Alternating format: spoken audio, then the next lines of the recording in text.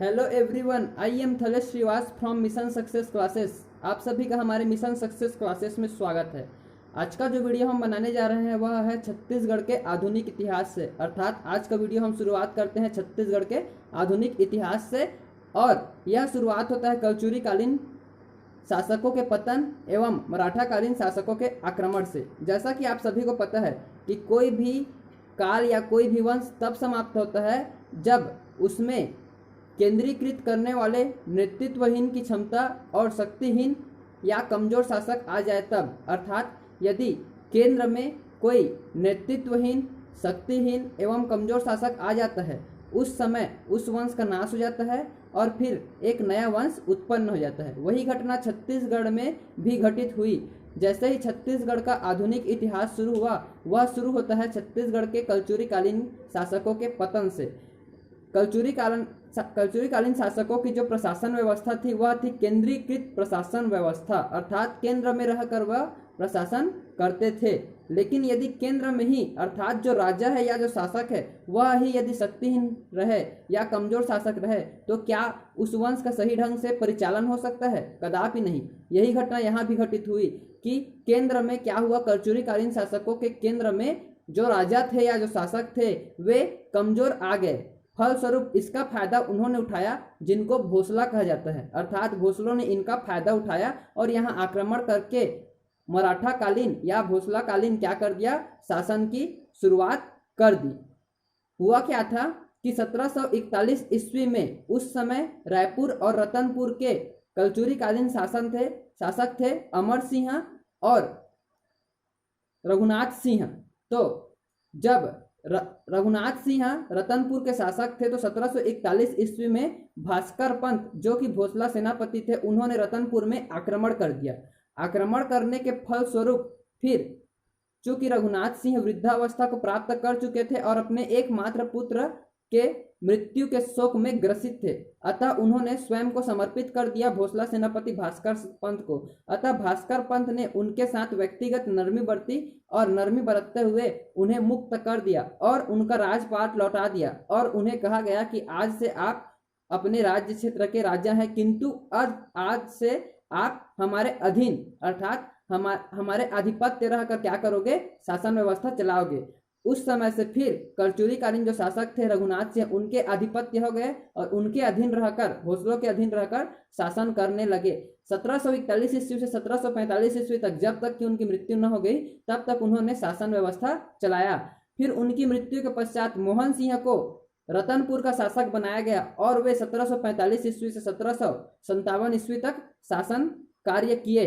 तदुपरांत उनकी मृत्यु पश्चात यहाँ प्रत्यक्ष रूप से भोसला शासकों को बैठाया गया। ठीक यही प्रक्रिया रायपुर में भी चली। रायपुर शाखा में उस समय कलचुरी कालीन शासक हुआ करते थे अमर सिंह। अमर सिंह के समय जब आक्रमण किया गया भोसला सेनापति द्वारा तो उन्होंने क्या किया, स्वयं को समर्पित कर दिया और पराजय स्वीकार कर ली। अतः उनको 7,000 रुपये वार्षिक जुर्माना लगाकर उन्हें जीविकोपार्जन हेतु 3 परगना क्षेत्र दिया गया। वह था रायपुर परगना, दुर्ग परगना और रायपुर परगना, राजिम परगना और पाटन परगना, 3 परगनों को दिया गया।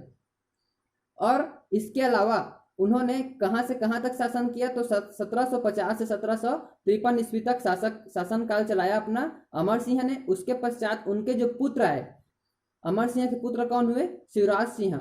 उन्होंने 1753 से 1757 ईस्वी तक शासन कार्य किया और जैसे ही 1757 ईस्वी लगा उस समय फिर यहाँ भी भोसला शासकों ने प्रत्यक्ष रूप से शासन करना शुरुआत कर दिया। इस प्रकार से अपमानजनक ढंग से क्या हुआ, कलचुरी कालीन शासन व्यवस्था समाप्त हो गई और यहाँ से फिर एक नया काल, एक नया युग आया जिसको मराठा कालीन शासन व्यवस्था कहा गया। अब यहाँ से शुरुआत होता है भोसलों का शासन व्यवस्था या मराठों का शासन व्यवस्था। तो यहाँ हमें देखने को मिलता है कि प्रथम भोसला शासक हुए बिंबाजी, अर्थात नागपुर इनका प्रमुख क्षेत्र था, मुख्यालय था। नागपुर भोसलों का मुख्यालय था। नागपुर में जो भोसला शासक थे उनके सहायक के रूप में रतनपुर में बिंबाजी भोसला को प्रथम और प्रत्यक्ष रूप से यहाँ शासक बनाया गया भोसलों का। तो इनको कार्य करना था नागपुर के शासक के सहायक के रूप में। किंतु इन्होंने समयानुकूल अपने आप को स्वतंत्र घोषित कर दिया और स्वतंत्र रूप से यहाँ एक राजा की भांति शासन कार्य करने लगे और इन्होंने बहुत अच्छे अच्छे कार्य किए। फलस्वरूप ये जनता के लिए क्या हो गए, आकर्षक हो गए और जनता इनके प्रति सदैव क्या रहती थी, कृतज्ञ रहती थी। इसीलिए ये सभी के चहेते बन गए। अब इन्होंने बहुत महत्वपूर्ण कार्य करवाए, उनमें से कुछ कार्यों के बारे में हम यहाँ वर्णन करते हैं। परंतु याद रखिएगा इनका शासनकाल चला था 1757 ईस्वी से 1787 ईस्वी तक। उसके बाद आ गया था सूबेदारी प्रथा। ठीक है, सूबेदारी प्रथा वेंकोजी भोसला, उसके बारे में हम चर्चा करेंगे अगले वीडियो में, परंतु इनके कार्यों के बारे में पहले चर्चा कर लेते हैं। तो इन्होंने जो प्रमुख कार्य करवाए जिसके वजह से वहां की जनता के ये दुलारे बने, उनको देख लेते हैं कि क्या क्या कार्य करवाया। तो प्रथम भोसला शासक बिंबाजी द्वारा जो कार्य करवाया गया था वह था परगना पद्धति का शुरुआत करना। परगना पद्धति का शुरुआत किन्होंने किया, बिंबाजी भोसला ने।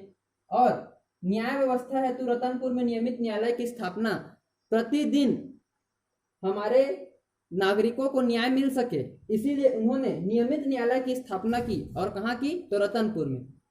और तीसरी जानकारी मिलती है एकीकृत प्रशासन व्यवस्था। एकीकृत प्रशासन व्यवस्था अर्थात एक जगह पर रहकर पूरे क्षेत्र को प्रशासनिक रूप से दृष्टि रखना और उन पर प्रशासन चलाना।